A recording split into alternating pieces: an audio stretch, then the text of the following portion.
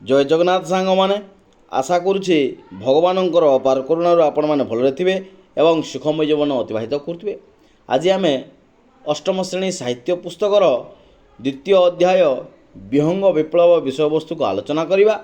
आमर लेखक होउछन्ति महापात्र नीलमणि साहू। तांको विषय टी आलोचना करवा।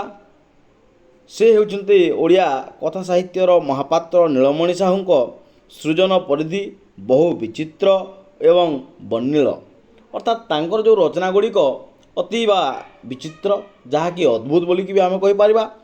कथाशिल्पी जन्म हुए 1926 मसीहा डिसेम्बर मास 22 तारिख रे एवं तांकर जिला है कटक एवं कटक जिलार नियाली ग्राम रे से जन्म होइतिले। तांको पितांको नाम थिला महापात्र बीरबर साहू और मातांको नाम थिला राधिका देवी। बापा हेले किए ना बीरबर साहू एवं माँ हेले राधिका देवी।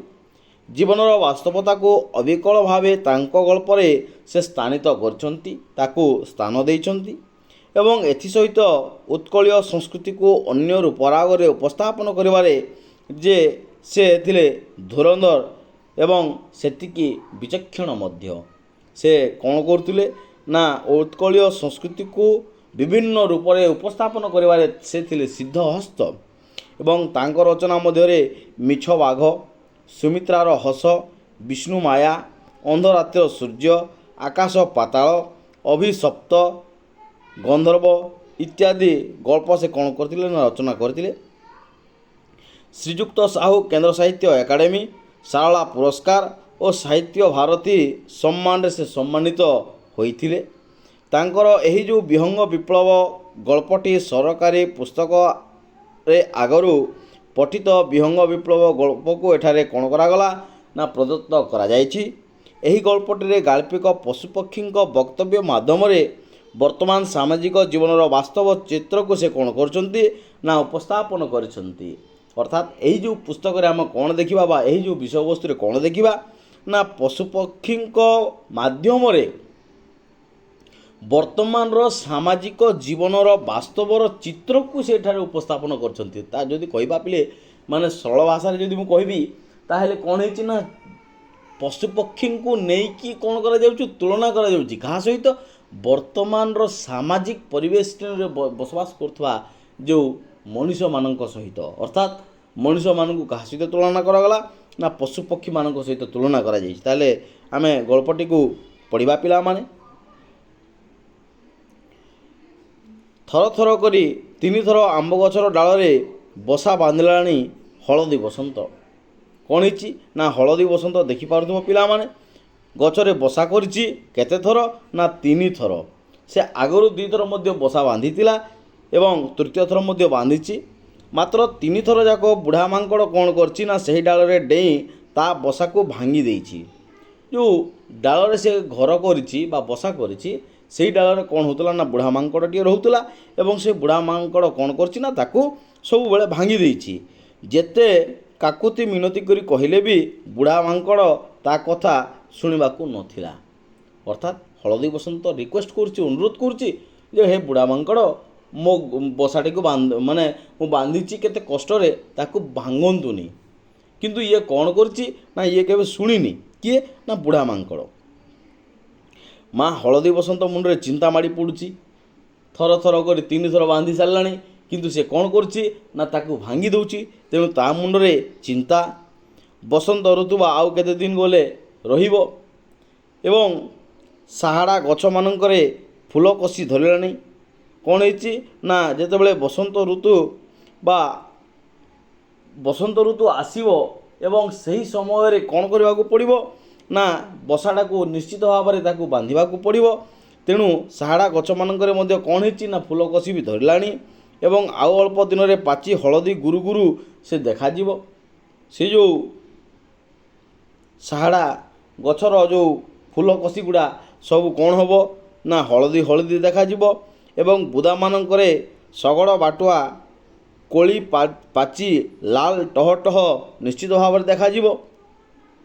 एवं सेते बेलकु जदि छुआ हो जाइथिबे तेबे सीना सेमानक कुनी कुनी थंटरे एई सब मिठा पाचिला कोली आधार देव ଯେତେବେଳେ ଗଛରେ ଫଳ ହୋଇଯାଇଥିବ ଏବଂ ପାଚିକି ସେଇଟା ଲାଲ ଲାଲ ଦେଖାଯାଉଥିବ, ସେହି ସମୟରେ ଯଦି ହଳଦୀ ବସନ୍ତର ଛୁଆ ଗୁଡ଼ା ହୋଇଯାଇଥିବେ, ତାଙ୍କ ଥଣ୍ଟରେ ସେମାନେ ସେଇ ଯେଉଁ ମିଠା ମିଠା ଫଳକୁ କ'ଣ କରିବେ ନା ଆହାର କରିବେ, ତାକୁ ସେମାନେ କ'ଣ କରିବେ ନା ଭକ୍ଷଣ କରିପାରିବେ। ଛୁଆ ସବୁ ଚଞ୍ଚଳ ଚଞ୍ଚଳ ବଢ଼ିଯିବେ, କିନ୍ତୁ ଏ ପରଘର ଭଙ୍ଗା ବୁଢ଼ା ମାଙ୍କଡ଼ ତ ମୂଳରୁ ବସା ରଖାଇ ଦେଉନାହିଁ। ସେ କ'ଣ କରୁଛି, ଛୁଆ କେତେବେଳେ ବଢ଼ିବେ, ଯେତେବେଳେ ବସାଟା ଠିକ୍ ଥିବ। କିନ୍ତୁ ବୁଢ଼ା ମାଙ୍କଡ଼ କ'ଣ କରୁଛି ନା ସେ ବସାଟାକୁ ହିଁ ଭାଙ୍ଗି ଦେଉଛି। ସେ ଅଣ୍ଡା ଦେବ କେବେ, ଆଉ ଛୁଆ ଫୁଟିବ କେବେ? ଯଦି ବି ଅଣ୍ଡା ଦେଲା, ଅଣ୍ଡାଟାକୁ କ'ଣ କରୁଛି ନା ତାକୁ ଭାଙ୍ଗି ଦେଉଛି। ତାହେଲେ ସେ ଛୁଆ ଗୁଡ଼ା ବାହାରିବେ କେମିତି? ତେଣୁ ସେ କହୁଛି ଯେ ଛୁଆ ଫୁଟିବ କେବେ ଏବଂ ସେ ଅଣ୍ଡା ଦେବ କେବେ ଏବଂ ସେ ଛୁଆ ଗୁଡ଼ା ହେବେ କେବେ? କୂଳରୁ କୂଳରୁ କୂଳରୁ କୂଳରୁ କୂଳରୁ କୁଳୁ କୁଳୁ ଏବଂ ପୁରୁଷ ହଳଦୀ ବସନ୍ତଟି କୁଆଡ଼ୁ ବୁଲିବାଲି ଆସି ମା ହଳଦୀ ବସନ୍ତ ପାଖେ ବସିଗଲା। ପୁରୁଷ ହଳଦୀ ବସନ୍ତଟା ଆସିଲା ଏବଂ ମା ପାଖରେ ବସିଗଲା। ତା'ର ହଳଦିଆ ସୁନା ଦେହଟି ଖରାରେ ମଳିନ ଦିଶୁଥାଏ। ସେ ଯେତେବେଳେ ଖରାରେ ବୁଲିକି ଆସୁଛି, ନିଶ୍ଚିତ ଭାବରେ ସୂର୍ଯ୍ୟଙ୍କର ପ୍ରକୋପରେ ତାହା କ'ଣ ହୋଇଯାଉଛି ପିଲାମାନେ, ନା କଳା ରଙ୍ଗ ହୋଇଯାଉଛି ଏବଂ ତା'ର ଦେହଟା କଳା ହୋଇଯାଇଛି। କହିଲା, ବୁଝିଲ, ପାଖ ଆଖରେ ଆଉ କେଉଁ ଗଛ ଖାଲି ନାହିଁ। ସେ କ'ଣ କରିବା ପାଇଁ ଯାଇଛି ନା ଗଛ ଖୋଜିବା ପାଇଁ ଯାଇଛି ପିଲାମାନେ, ଏବଂ ଖୋଜିକି ପରିଶେଷରେ ସେ କହୁଛି ଯେ ଆଉ କୌଣସି ଗଛ ନାହିଁ। ଅନ୍ୟ ଚଢ଼େଇମାନେ ସବୁ ଗଛରେ ବସା ବାନ୍ଧି ଅଣ୍ଡା ଦେଇ ସାରିଲେଣି। ସମସ୍ତେ ସବୁ ଗଛରେ ବସା ବାନ୍ଧିଲେଣି ଏବଂ ବସା ବାନ୍ଧି ଅଣ୍ଡା ମଧ୍ୟ ଦେଇ ସାରିଲେଣି। କେତେକ ଅଣ୍ଡା ଉଷୁମାଉଛନ୍ତି ଏବଂ କେତେକ ଗୁଡ଼ିଏ ପକ୍ଷୀ କ'ଣ କରୁଛନ୍ତି ନା ଅଣ୍ଡାର ଉପରେ ବସି ପଡ଼ୁଛନ୍ତି। କ'ଣ ପାଇଁ? ସେ ଛୁଆ କେମିତି ବାହାରିବ ତାର ପାଇଁ। ଏବଂ ଆଉ କେତେକଙ୍କର ଛୁଆ ମଧ୍ୟ ଫୁଟିଲେଣି, କେତେଟା ଛୁଆ ମଧ୍ୟ ବାହାରି ସାରିଲେଣି। ଆମେ ଏବେ କ'ଣ କରିବା? କୌଣସି ଗଛ ଖାଲି ନାହିଁ, ତେଣୁ ଆମକୁ ନିଶ୍ଚିତ ଭାବରେ କ'ଣ ଗୋଟେ କରିବାକୁ ପଡ଼ିବ। ମା ହଳଦୀ ବସନ୍ତ ଦୁଃଖରେ କାନ୍ଦି ପକାଇଲା। କାନ୍ଦି କାନ୍ଦି କହିଲା, ସେହି ନିଆଁଗିଳା ବୁଢ଼ା ମାଙ୍କଡ଼କୁ ଜବତ କରିବା ପାଇଁ କ'ଣ ଏଠି କେହି ନାହାନ୍ତି? ସେ ବୁଢ଼ା ମାଙ୍କଡ଼ କାହିଁକି ନା ମୋ ଘର ଭାଙ୍ଗି ଦେଉଛି, ତେଣୁ ତାକୁ ବାନ୍ଧିବା ପାଇଁ ବା ତାକୁ ତାଗିଦ କରିବା ପାଇଁ ଏଠାରେ କେହି ନାହାନ୍ତି କି? ସେ ସମୟରେ କ'ଣ ହେଇଛି ନା କା କା କା ଶବ୍ଦ ହେଇଛି। ସେମାନଙ୍କର ବନ୍ଧୁ ଡାମରା କାଉ ହଠାତ୍ ଆସି ପହଞ୍ଚିଗଲା। ହଳଦୀ ବସନ୍ତର ସାଙ୍ଗ ହେଉଛି କିଏ ନା ଡାମରା କାଉ। ସେ ସବୁ ଶୁଣି ସାରି ସେ କହିଲା, ତୁମେମାନେ ବଡ଼ ଭୀରୁ। ତୁମେମାନେ କ'ଣ ନା ତୁମେମାନେ ହେଉଛ ଭୀରୁ। ବୁଢ଼ା ମାଙ୍କଡ଼ଟାକୁ ଜବତ କରିପାରୁନାହଁ। ତୁମେ ତାକୁ କ'ଣ କରିପାରୁନାହଁ? ତାକୁ ଜବତ କରିପାରୁନାହଁ। ଆମେ କାଉମାନେ କାହାରି ଅତ୍ୟାଚାର ସହିପାରୁନାହୁଁ। ହଳଦୀ ବସନ୍ତ ଭୀରୁ, ତେଣୁ ସେ କ'ଣ କରିପାରୁନାହିଁ ନା ସେ ବୁଢ଼ା ମାଙ୍କଡ଼କୁ ଜବତ କରିପାରୁନାହିଁ। କିନ୍ତୁ ଡାମରା କାଉ କ'ଣ କହୁଛି ନା କାଉମାନେ ହେଉଛନ୍ତି କ'ଣ ନା ସବଳ। ତେଣୁ ସେମାନେ କ'ଣ କରୁଛନ୍ତି ନା କାହାର ଅତ୍ୟାଚାରକୁ ସହିପାରୁନାହାନ୍ତି ଏବଂ ଆମ ପ୍ରତି କିଏ ଖରାପ ବ୍ୟବହାର କଲେ ଆମେ ତାକୁ ଥଣ୍ଟରେ ଖୁମ୍ପି ଆଉ ନଖରେ ବିଦାରି ଅସ୍ତବ୍ୟସ୍ତ କରିଦେଉ। ଯଦି କିଏ ଆମ ସହିତ ଟିକେ ଭୁଲ କଲା, ତାହେଲେ ଆମେ ତାକୁ ଥଣ୍ଟରେ ଖୁମ୍ପି ଦେଇଥାଉ ଏବଂ ତାକୁ ଅସ୍ତବ୍ୟସ୍ତ କରିଦେଇଥାଉ ଏବଂ ସର୍ବସାଧାରଣ ରାସ୍ତା ଉପରେ ସମସ୍ତେ ମିଶି ବଡ଼ ପାଟିରେ ତାକୁ ଗାଳି ଦେଇଥାଉ, ତା'ର ଇଜ୍ଜତ ମହତ ସାରିଦେଉ। ସେଥିପାଇଁ ତ ବୁଢ଼ା ମାଙ୍କଡ଼ ଆଉ ଆମ ବସାରେ ଛାଇ ମାଡ଼େ ନାହିଁ। ଯଦି ସେ ଆମ ସହିତ ଝଗଡ଼ା କଲା, ତାହେଲେ କ'ଣ କରିଥାଉ? ଆମେ ତାକୁ ସମସ୍ତଙ୍କ ସମ୍ମୁଖରେ ଗାଳି ଦେଇଥାଉ, ତା'ର ଇଜ୍ଜତ ମହତ ସବୁ ନେଇଯାଇଥାଉ। ତେଣୁକରି ସେ କ'ଣ କରୁନାହିଁ, ଆମ ବସା ପାଖକୁ ମଧ୍ୟ ସେ ଆସୁନାହିଁ। ପୁରୁଷ ହଳଦୀ ବସନ୍ତ କହିଲା, କ'ଣ ଆଉ କରିବୁ କହ? ତାକୁ ଯେତେ ନେହୁରା ହୋଇ କହିଲୁ, ସେ କ'ଣ ଶୁଣୁଛି? ପୁରୁଷ ହଳଦୀ ବସନ୍ତ କ'ଣ କହୁଛି ନା ଆମେ ତାକୁ ଅନୁରୋଧ କରୁଛୁ, ତାକୁ ବୁଝାଉଛୁ, କିନ୍ତୁ ସେ ଆମ କଥା ମୋଟେ ବୁଝୁନାହିଁ। ଆମେ ହେଲୁ ଗାୟକ ଜାତି, ଆମେ ନିଶ୍ଚିତ ଭାବରେ କ'ଣ କରିଥାଉ ନା ଗାଇଥାଉ। ବସନ୍ତ ଋତୁରେ ଗୀତ ବୋଲିବା ଆମ କାମ। ବସନ୍ତ ଋତୁର ଆଗମନରେ ଆମେ କ'ଣ କରିଥାଉ ନା ଆମେ ଗୀତ ବୋଲିଥାଉ। ଆମେ ତ ଆଉ ତୁମ ଭଳି ଲଢ଼ୁଆ ଜାତି ନୋହୁଁ। ଆମର କାମ ହେଲା ଗାୟକ, ଆମେ ଗୀତ ଗାଇବୁ, କିନ୍ତୁ ଆମେ ଲଢ଼ି ପାରିବୁ ନାହୁଁ। ଏହି ସମୟରେ ଆକାଶରେ ଶୁଭିଲା ଚିରିଂ ଚିରିଂ ଚିରିଂ। କାଉ ତା'ର ଡୋଳା ଦୁଇଟାକୁ ବୁଲାଇ ଉପରକୁ ଥଣ୍ଟ ଟେକି କହିଲା, ଓଃ, ଗଙ୍ଗେଇ ମହାରାଜ ପରା ଆସିବା ହେଉ ଆସିବା ହେଉ। ସେ କ'ଣ କହୁଛି ନା ଗଙ୍ଗେଇ ମହାରାଜ ଆପଣଙ୍କର ଆସିବା ହେଉ। କାଉ ତା'ର ଡୋଳା ଦୁଇଟାକୁ ବୁଲାଇ ଉପରକୁ ଥଣ୍ଟ ଟେକି କହିଲା, ଓ ଗଙ୍ଗେଇ ମହାରାଜ ପରା ଆସିବା ହେଉ ଆସିବା ହେଉ। ଗଙ୍ଗେଇ ଆସି କାଉ ପାଖେ ବସିଲା। କାଉ ପଚାରିଲା, ଆଉ ସବୁ ଖବର କ'ଣ ଗଙ୍ଗେଇ ମହାରାଜ? ଆଉ ସବୁ ଖବର କେମିତି? ରାଜ୍ୟରେ ସମସ୍ତେ ଭଲ ଅଛନ୍ତି ତ ମହାରାଜ? ଆଜିକାଲି ତ ତୁମମାନଙ୍କର କଚେବାର ଗାଡ଼ିଆ ପୋଖରୀ ତ ଶୁଖି ଆସିଲାଣି। ମାଛ ଦୁଇଟା ଭଲ ମିଳୁଥିବ। ନିଶ୍ଚିତ ଭାବରେ ଯେତେବେଳେ ପୋଖରୀ ଶୁଖିଯାଉଛି ମାଛମାନେ ଦେଖାଯାଉଥିବେ ସେ ସମୟରେ ଆପଣମାନଙ୍କର ଆହାର ମିଳିଯାଉଥିବ। ଚିରିଂ ଚିରିଂ ଚିରିଂ। ଗଙ୍ଗେଇ କହିଲା, ନାଇଁ ହୋ, ମଣିଷଙ୍କ ପେଟକୁ ତ ସବୁ ନିଅଣ୍ଟ ପଡ଼ିଲାଣି। ଗାଡ଼ିଆ ପୋଖରୀରେ ଆଜିକାଲି କୁଳି ଗେଣ୍ଟାଟିଏ ବି ମିଳିବା କଷ୍ଟକର। କାହିଁକି? ସମସ୍ତ ଜିନିଷକୁ ଭକ୍ଷଣ କରିବାର ସକ୍ଷମ ବା କ୍ଷମତା କାହା ପାଖରେ ଥାଏ? ନା ମଣିଷ ପାଖରେ ଥାଏ। ତେଣୁ ମଣିଷ କ'ଣ କରୁଛି ନା ସମସ୍ତ ଜିନିଷକୁ ସେ ଭକ୍ଷଣ କରିଦେଉଛି। ତେଣୁ ତା ପେଟରୁ ବଳିଲେ ତ ମିଳିବ ଆମକୁ। ତାପରେ ହଳଦୀ ବସନ୍ତ ଉଦ୍ଦେଶ୍ୟରେ କହିଲା, ହଳଦୀ ବସନ୍ତ ଭାଇ, ଚାରିଆଡ଼େ ଏତେ ରଙ୍ଗର ଫୁଲ, ଏତେ ପ୍ରକାରର କୋଳି ଆଉ ଏତେ ସୁନ୍ଦର ପବନ। ହଳଦୀ ବସନ୍ତକୁ କହିଲା ଯେ ଚାରିଆଡ଼େ କ'ଣ ହେଇଛି ନା ବିଭିନ୍ନ ରଙ୍ଗର ଫୁଲ ଅଛି, ବିଭିନ୍ନ ପ୍ରକାରର କୋଳି ମିଳୁଛି, ଆଉ ବିଭିନ୍ନ ବର୍ଣ୍ଣର ରଙ୍ଗର ଫୁଲ ଫଳ ସହିତ ପରିପୂର୍ଣ୍ଣ ହୋଇଛି ଏବଂ ସୁନ୍ଦର ପବନ ମଧ୍ୟ ବହୁଛି। ଗାଅ ଦେଖି ଗୋଟେ ଗୀତ। ତୁମର ସେହି ମନ ମତାଣିଆ କୁଳୁରୁ କୁଳୁରୁ ସ୍ୱରରେ ଅନେକ ଦିନ ଭଲ ଗୀତଟିଏ ଶୁଣାଯାଇ ନାହିଁ।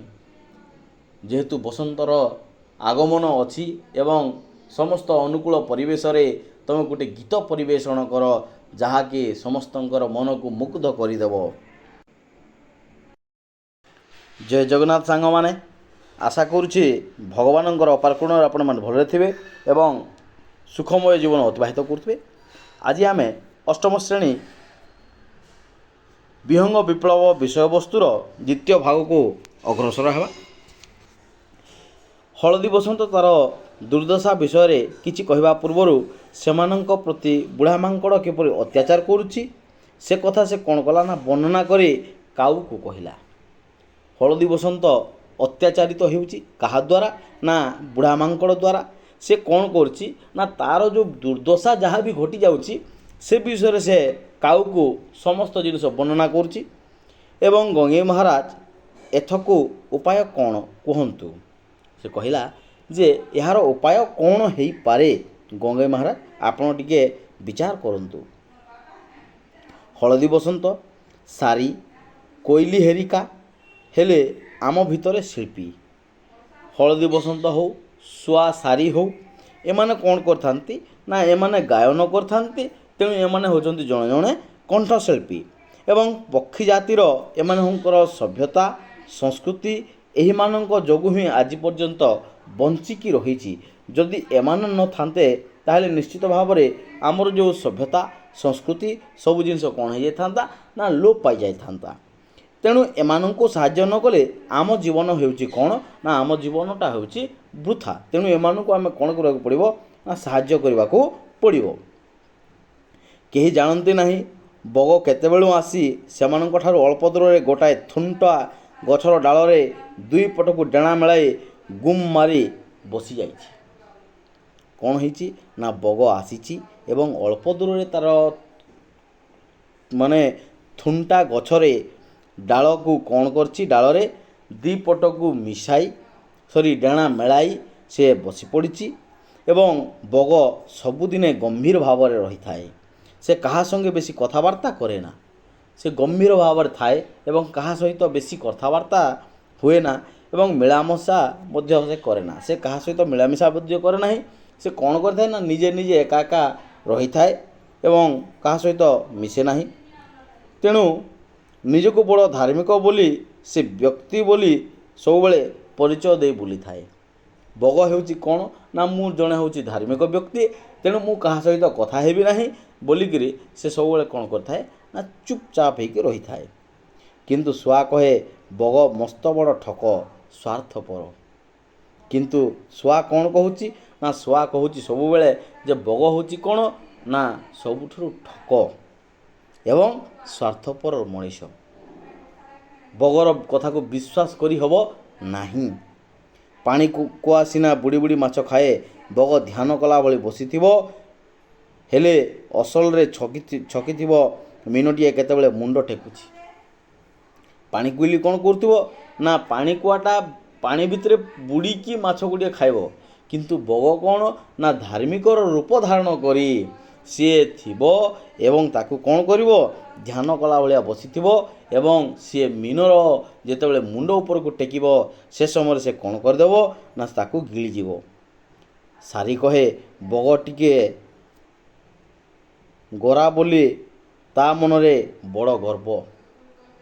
ସାରି କ'ଣ କହୁଛି ନା ବଗଟା ହେଉଛି ଗୋରା, ତା ରଙ୍ଗ ହେଉଛି ଧଳା, ତେଣୁ ତା ମନରେ କ'ଣ ନା ଗର୍ବ ବହୁତ।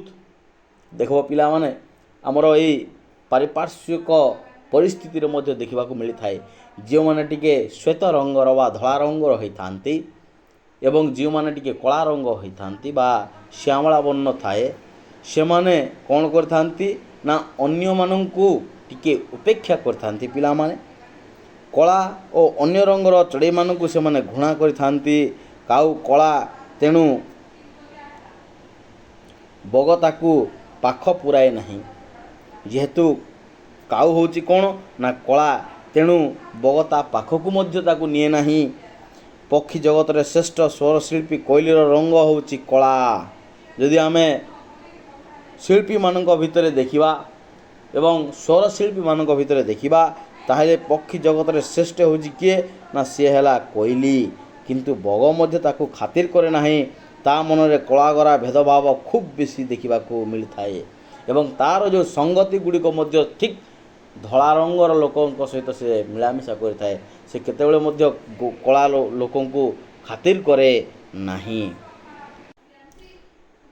କାଉ ଏଡ଼େ ପାଟିରେ କଥା କହୁଥିବା ଶୁଣି ବଗ ଆଉ ସହିପାରିଲା ନାହିଁ। କାଉ ଏଡ଼େ ବଡ଼ ପାଟିରେ କହୁଥିବାରୁ ବଗ ଆଉ ସହିପାରିଲା ନାହିଁ। ସେ ଉଦ୍ଧତ କଣ୍ଠରେ ବିଦ୍ରୂପ କରି କହିଲା, କକ୍ କକ୍ କ୍ୱକ୍ କ୍ୱକ୍ କକ୍ କକ୍ କ୍ୱକ୍ କ୍ୱକ୍। ହେ ମୂର୍ଖ କଳା କାଉ, ବେଶୀ ଗୁଡ଼ାଏ ରାଉ ରାଉ ହୁଅ ନାହିଁ। ରାଗି ଯାଇଛି କିଏ ନା ବଗ ଏବଂ କ'ଣ କହୁଛି, ବେଶୀ ରାଉ ରାଉ ହୁଅ ନାହିଁ, ଗର ଗର ହୁଅ ନାହିଁ ଏବଂ ଶିଳ୍ପୀମାନଙ୍କ ପାଇଁ ତୋର ହୃଦୟ କେବେଠାରୁ ଏତେ ବ୍ୟାକୁଳ ହେଲା? ଯଦି କହୁଛୁ ଶିଳ୍ପୀମାନଙ୍କ କଥା ବା ସ୍ୱରଶିଳ୍ପୀମାନଙ୍କ କଥା, ତାହେଲେ ତୋ ମନରେ କେବେଠାରୁ ତାଙ୍କ ପ୍ରତି ଏତେ ବ୍ୟାକୁଳତା ଦେଖିବାକୁ ମିଳୁଛି?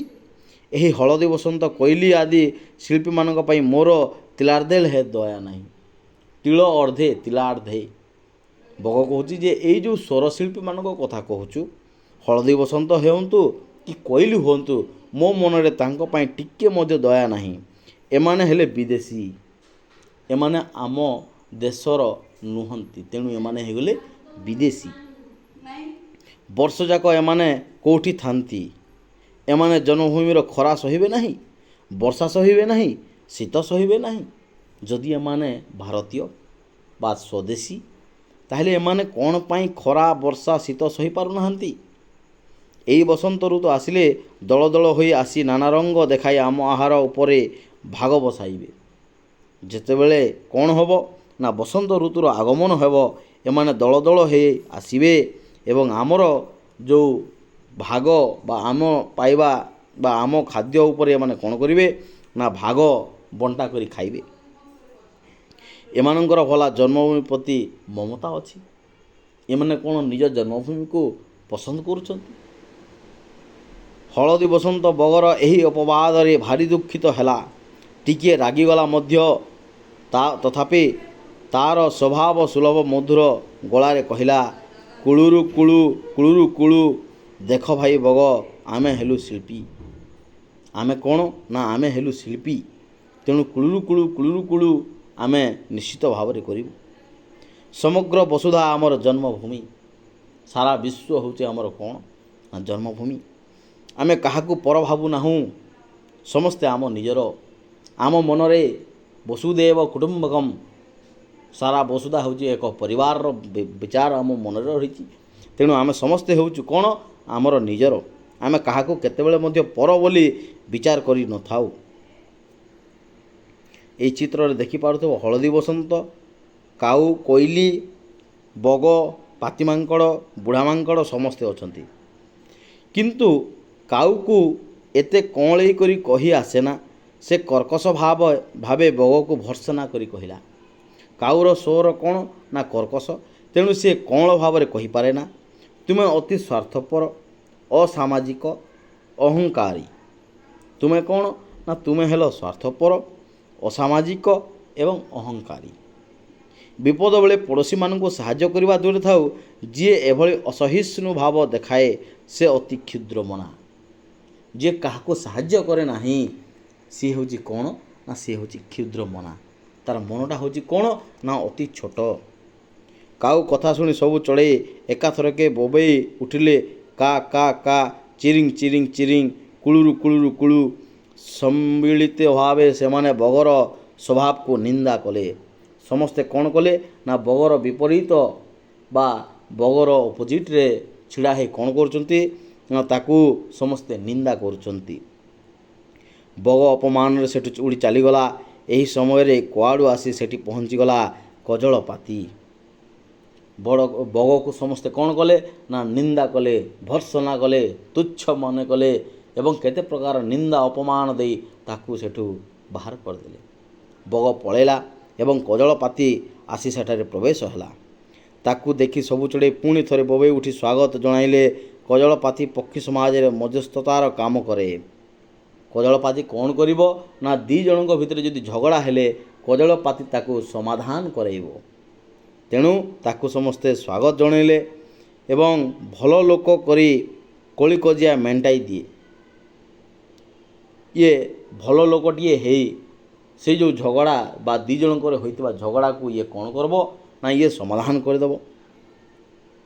ତେଣୁ ଭଲରେ ନ ମେଣ୍ଟିଲେ କଜଳପାତି ନିଜର ଶକ୍ତି ଖଟାଇବାକୁ ବି ଭୁଲେ ନାହିଁ। ଇଏ ଜଣେ ଭଲ ଲୋକ ଏବଂ ଇଏ କ'ଣ କରିଥାଏ ନା ନିଜ ଶକ୍ତି ବଳରେ ହେଉ କିମ୍ବା ବୁଦ୍ଧି ବଳରେ ହେଉ ଇଏ ସମସ୍ତ ଲୋକମାନଙ୍କୁ ମିଶାଇବାରେ ସକ୍ଷମ ହୋଇଥାଏ। ତା'ର ଟାଣୁଆ ମୁନିଆ ଥଣ୍ଟରେ ସେ ଛେଳି, ମେଣ୍ଢା, ଗୋରୁ ଗାଈଙ୍କ ପିଠି ମଧ୍ୟ ହାଣି ଖଣ୍ଡିଆ କରି ଦେଇଥାଏ। ଇଏ ତା'ର ମୁନିଆ ଥଣ୍ଟରେ ସମସ୍ତଙ୍କୁ ହରେଇ ଦେଇଥାଏ।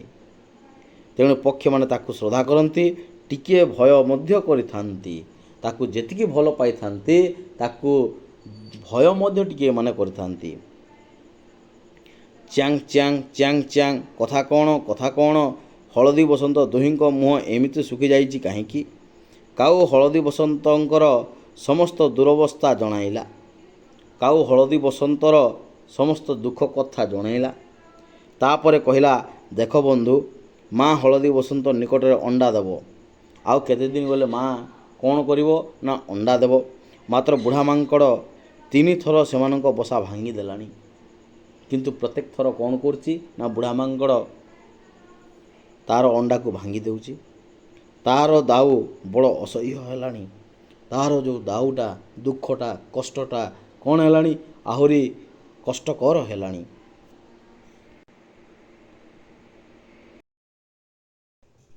ଜୟ ଜଗନ୍ନାଥ ସାଙ୍ଗମାନେ, ଆଶା କରୁଛି ଭଗବାନଙ୍କର ଅପାର କୃପାରୁ ଆପଣମାନେ ଭଲରେ ଥିବେ ଏବଂ ସୁଖମୟ ଜୀବନ ଅତିବାହିତ କରୁଥିବେ। ଆଜି ଆମେ ବିହଙ୍ଗ ବିପ୍ଳବ ଅଷ୍ଟମ ଶ୍ରେଣୀର ତୃତୀୟ ଭାଗକୁ ଆଗେଇ ଯିବା।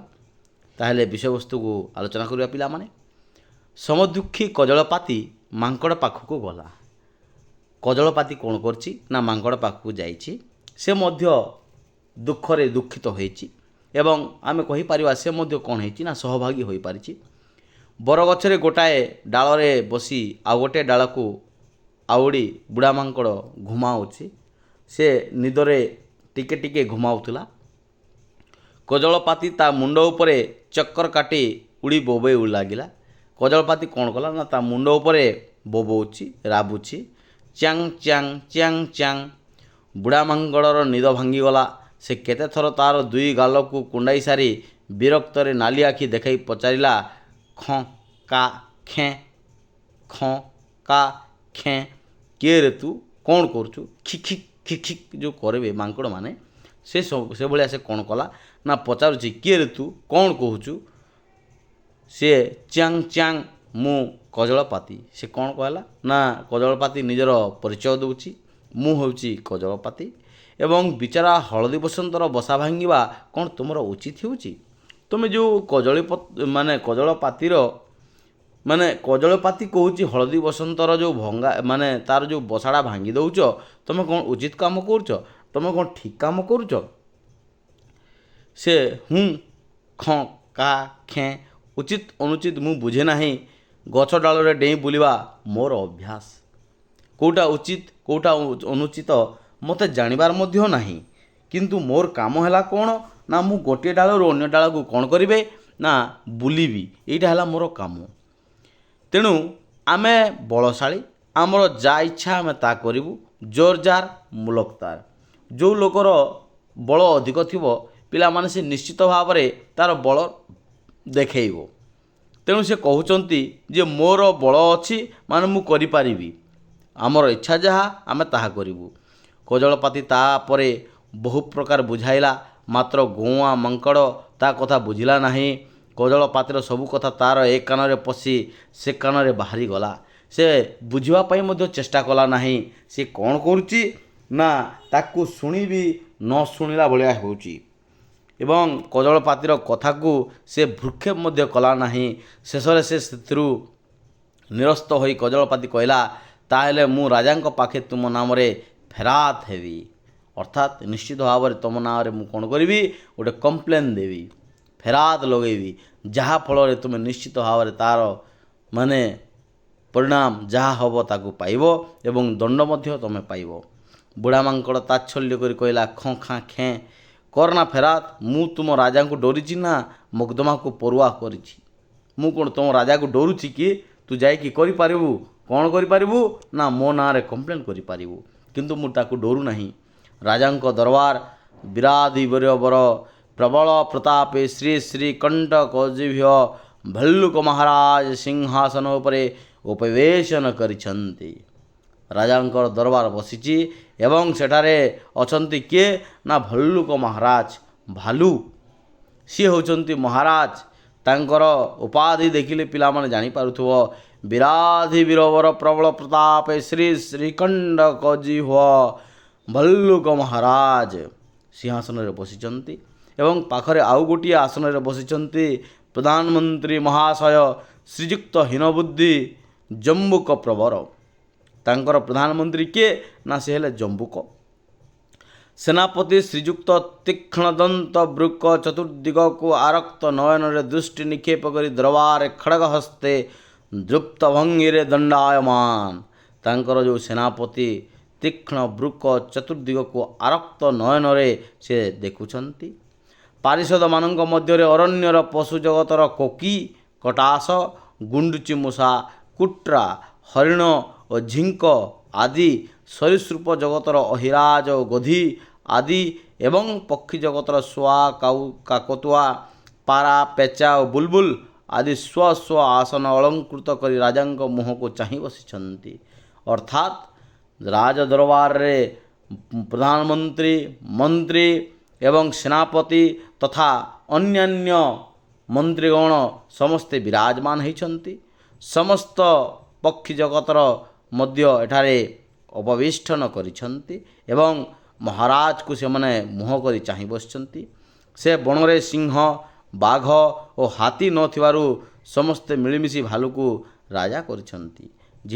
ଯେହେତୁ ସେ ଜାଗାରେ ସିଂହ ବି ନାହାନ୍ତି, ବାଘ ବି ନାହାନ୍ତି କିମ୍ବା ହାତୀ ବି ନାହାନ୍ତି, ସେମାନେ ଭାଲୁକୁ ମହାରାଜ କରିଛନ୍ତି। ସମସ୍ତଙ୍କର ସମର୍ଥନ ପାଇ ଭାଲୁ ମଧ୍ୟ ନିରଙ୍କୁଶ ଭାବେ ଶାସନ କାର୍ଯ୍ୟ ଚଳାଉଛି। ଆଜି ଦରବାରରେ ଚାଲିଛି ମାଙ୍କଡ଼ ବିରୁଦ୍ଧରେ ମକଦ୍ଦମା। ମାଙ୍କଡ଼ ବିରୁଦ୍ଧରେ କ'ଣ ଚାଲିଛି ନା ମକଦ୍ଦମା ଚାଲିଛି। ତେଣୁ ସମସ୍ତେ ଉଦ୍ଗ୍ରୀବ ହୋଇ ରାଜାଙ୍କ ରାୟ ଶୁଣିବା ପାଇଁ ଅପେକ୍ଷା କରିଛନ୍ତି। ରାଜା କ'ଣ କରିବେ? ନିଶ୍ଚିତ ଭାବରେ ନ୍ୟାୟ କରିବେ। ତା'ର ଆଶାରେ ସମସ୍ତେ ଜଗି ବସିଛନ୍ତି ରାଜାଙ୍କର ସେହି ଅମୂଲ୍ୟ ନ୍ୟାୟ ରୂପକୁ। ହଳଦୀ ବସନ୍ତ ପକ୍ଷରେ ସାକ୍ଷୀ ଦେଉଛନ୍ତି ଗାଙ୍ଗୋଇ, କୋଇଲି, କଜଳପାତି ଓ କପୋତ। ଏମାନେ ହେଲେ ସମସ୍ତେ ହଳଦୀ ବସନ୍ତର ଗୋଟେ ଗୋଟେ ସାକ୍ଷୀ। ବୁଢ଼ା ମାଙ୍କଡ଼ ପକ୍ଷରେ ସାକ୍ଷୀ ଦେବାକୁ ଆସିଛନ୍ତି ପାତିମାଙ୍କଡ଼, ଶାଳିଆ ପାତନି ଇତ୍ୟାଦି ମାଙ୍କଡ଼ମାନେ। ଏବଂ ହଳଦୀ ବସନ୍ତ ପାଇଁ କାଉ ଓକିଲାତି କରି ପ୍ରମାଣ କରିଦେଲା ଯେ ମାଙ୍କଡ଼ ଦୋଷୀ। କାଉ କ'ଣ କରୁଛି ନା ସେ ଓକିଲାତି କଲା ଏବଂ ମାଙ୍କଡ଼କୁ ଦୋଷୀ ବୋଲି କହିଦେଲା। ରାଜା କାଉର ଯୁକ୍ତିକୁ ହୃଦୟଙ୍ଗମ କରି ରାୟ ଦେଲେ, ହେ ଦୁଷ୍ଟ ମାଙ୍କଡ଼, ବିନା ଦୋଷରେ ବାରମ୍ବାର ହଳଦୀ ବସନ୍ତର ବସା ଭାଙ୍ଗିଥିବାରୁ ତୁମେ ଦୋଷୀ, ତୁମକୁ କଠିନ ଦଣ୍ଡ ଦିଆଯିବ। ତୁମେ ଯେହେତୁ ଦୋଷୀ, ତୁମକୁ କ'ଣ କରାଯିବ ନା ତୁମକୁ ଦଣ୍ଡ ଦିଆଯିବ, କଠିନ ଦଣ୍ଡ ତୁମେ ପାଇବାର ଯୋଗ୍ୟ। ରାଜାଙ୍କ ରାୟ ଶୁଣି ଚଢ଼େଇମାନେ ଆନନ୍ଦରେ ବୋବେଇ ଉଠିଲେ। ମାତ୍ର ମାଙ୍କଡ଼ ଦୁଇ ଗୋଡ଼ରେ ଠିଆ ହୋଇ ଦୁଇ ହାତ ଯୋଡ଼ି କହିଲା, ଧର୍ମ ଅବତାର। ମାଙ୍କଡ଼ ରିକ୍ୱେଷ୍ଟ କରୁଛି, ଅନୁରୋଧ କରୁଛି କ'ଣ ନା ଧର୍ମର ଅବତାର, ଆପଣଙ୍କର ଆଦେଶ ଶିରୋଧାର୍ଯ୍ୟ। ଆପଣ ଯାହା କହିବେ ତାହା ମୋ ପାଇଁ ପାଳନୀୟ, ମୁଁ ନିଶ୍ଚିତ ଭାବରେ କରିବି। ମାତ୍ର ଆପଣ କେବଳ ଆଗକୁ ଚାହିଁ ବିଚାର କରିଛନ୍ତି। ଆପଣ କ'ଣ କରିଛନ୍ତି ନା ଆଗକୁ ଦେଖିକି ହିଁ ବିଚାର କରିଛନ୍ତି। ଏବେ ଟିକେ ପଛକୁ ଚାହିଁ ବିଚାର କରନ୍ତୁ। ମାନେ ସେ ଆଗକୁ ଦେଖିଲେ ଆପଣ ଯାହା ତାକୁ ବିଚାର କଲେ, କିନ୍ତୁ ପଛକୁ ମଧ୍ୟ ଟିକେ ଦେଖନ୍ତୁ। କାରଣ ଆଗ ପଛକୁ ଚାହିଁ ବିଚାର ନ କଲେ ବିଚାର ଏକତରଫା ହୋଇଯିବାର ଆଶଙ୍କା ଅଛି। ଆପଣ ପଛକୁ ବି ଦେଖନ୍ତୁ ଏବଂ ଆଗକୁ ବି ଦେଖନ୍ତୁ, ଯାହାଫଳରେ ବିଚାରଟା ଠିକ୍ ହେବ, ନହେଲେ ବିଚାରଟା ଏକତରଫା ହୋଇଯିବ। ରାଜା ପଛକୁ ଚାହିଁ ଦେଖିଲେ, ସିଂହାସନ ପଛପଟେ ଗୋଟିଏ ବିଶାଳ ପାଚିଲା ପଣସ ଥୁଆ ହୋଇଛି। ପଣସ ପଛପଟେ କ'ଣ କରାଯାଇଛି, ରଖାଯାଇଛି। ଦେଖିଦେଲା। ତାକୁ ଦେଖି ରାଜାଙ୍କ ମନ ଭଳିଗଲା। ସେ ଆଉ କ'ଣ କଲା ନା ପଛପଟେ ଥିବା ପଣସରୁ ତାକୁ ଦେଖି ତା ମନରେ ଗୋଟେ କ'ଣ ନା ପାଇବାର ଆଶା, ଖାଇବାର ଆଶା ବଳିଗଲା। ସେ ସଙ୍ଗେ ସଙ୍ଗେ ବିଚାର ବଦଳାଇ ଦେଇ ରାୟ ଦେଲା, ହେ ଅହଙ୍କାରୀ ହଳଦୀ ବସନ୍ତ, ପ୍ରକୃତିରେ ତୁମେ ହିଁ ଦୋଷୀ, ତୁମେ ହିଁ ଦଣ୍ଡ ପାଇବ। ତୁମେ ନିଶ୍ଚିତ ଭାବରେ ଦୋଷୀ ଏବଂ ତୁମେ ଦଣ୍ଡ ପାଇବାର ଯୋଗ୍ୟ। କାହାକୁ କହୁଛି ଏଇଟା? ହଳଦୀ ବସନ୍ତ। ପ୍ରକୃତିରେ ପିଲାମାନେ ଦୋଷୀ କିଏ? ପାତି ମାଙ୍କଡ଼ ନା ହଳଦୀ ବସନ୍ତ? ଆଜିର ପ୍ରଶ୍ନ ହେଉଛି ଏଇଟା। ବର୍ତ୍ତମାନର ଦୁନିଆରେ ମଧ୍ୟ ସେଇ ଜିନିଷ ହେଉଛି ପିଲାମାନେ। ଯିଏ ପ୍ରକୃତିରେ ଦୋଷୀ ସିଏ କ'ଣ କରୁଛି? ଲାଞ୍ଚ ଇତ୍ୟାଦି ଦେଇ ସେ ବଦଳି ଯାଉଛି। କାଉ ବିଚଳିତ ହୋଇ କହିଲା, କା କା କା ନା ନା ନା ମହାରାଜ, ହଳଦୀ ବସନ୍ତର ଦୋଷ କ'ଣ? ହଳଦୀ ବସନ୍ତ କ'ଣ ବା ଦୋଷ କରିଛି? ରାଜା କହିଲେ, ଆରେ ନିର୍ବୋଧ କାକ, ବାନର ବଳବାନ ଜୀବ। ବାନର ହେଉଛି କ'ଣ ନା ବଳବାନ।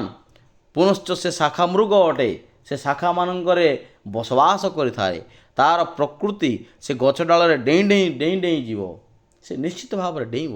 ସେ ହେଉଛି ଶାଖାର ମୃଗ, ତେଣୁ ସେ ନିଶ୍ଚିତ ଭାବରେ ଡେଇଁବ, ତା'ର ଭୁଲ ନାହିଁ। କାଉ କହିଲା, ସେ ଗଛ ଡାଳରେ ଡେଇଁପାରେ, ମାତ୍ର ଡେଇଁ କରି ସେ ହଳଦୀ ବସନ୍ତର ବସା ଭାଙ୍ଗିବା ଏଇଟା ଉଚିତ କି ମହାରାଜ? ସେ ଭାଙ୍ଗିବ କ'ଣ ପାଇଁ? କାହିଁକି ସେ ଭାଙ୍ଗିବ? ରାଜା କହିଲେ, ମାଙ୍କଡ଼ ଯେଉଁ ଡାଳରେ ଡେଇଁବ, ହଳଦୀ ବସନ୍ତ ଆଗ ସେ ଡାଳରେ ବସା କରିବ କାହିଁକି? ଇଏ ଯେଉଁ ଡାଳରେ ଡେଉଁଛି ସେ ଡାଳରେ ହଳଦୀ ବସନ୍ତ କ'ଣ ପାଇଁ ନିଜ ବସା ତିଆରି କରୁଛି? ହଳଦୀ ବସନ୍ତ ହିଁ ଦୋଷୀ। ତାକୁ ଜେଲ ଓ ଜରିମାନା ଦଣ୍ଡ ଉଭୟ ଦିଆଯିବ। ହଳଦୀ ବସନ୍ତ ହେଉଛି ଦୋଷୀ, ତାକୁ ଦଣ୍ଡ ବି ଦିଆଯିବ ଏବଂ ଜରିମାନା ମଧ୍ୟ ସେ ଦେବ। ମାଙ୍କଡ଼ ଆନନ୍ଦରେ ରାଜାଙ୍କୁ ସଲାମ ଠୁଙ୍କି ଡେଇଁ ଦରବାର ତ୍ୟାଗ କଲା।